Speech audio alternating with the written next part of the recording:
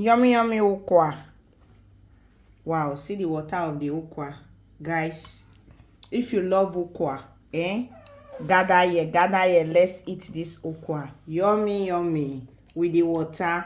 I beg, give me spoon, might touch the water. I'm gonna see the water now. This one is called rich ukwa. You see the fish alone. I beg, come join me, more we enjoy ukwa people. Oh yeah. Welcome back to another recipe. Today recipe now ukwa.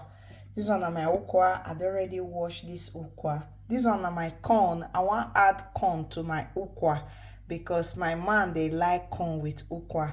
This one are the maggi when I use. This one are the salt. This one are the pepper, onions, crayfish, and this one are the oil.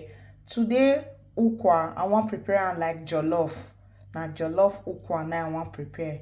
Oh yeah, now guys, we'll start to cook this ukwa together. This one are the pots. This one are the pots when I go use. Okay guys, we'll start to cook now. Guys, this one are the ukwa. I done the pour inside the pot. Make I start to cook. I need to cover her. Guys, when I see the ukwa, you see I see the boy. Wow, it done small.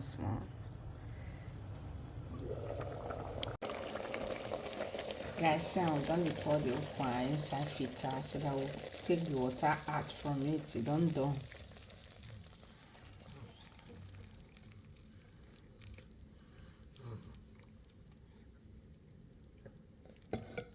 Come one back to the pots.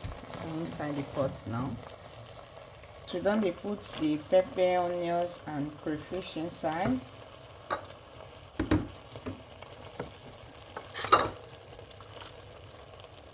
Now we put maggi. This one on the maggi with salt. It will add salt. Now our good cook now they cook out. The man when they look for a woman in case say they look for a woman when Ingo they cook for. Now they cook this ukwa. Don't they add the corn? We parboil the corn small. Parboil and small.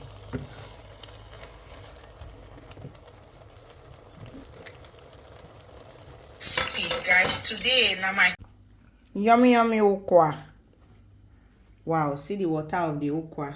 Guys, if you love ukwa, gather here, let's eat this ukwa. Yummy with the water.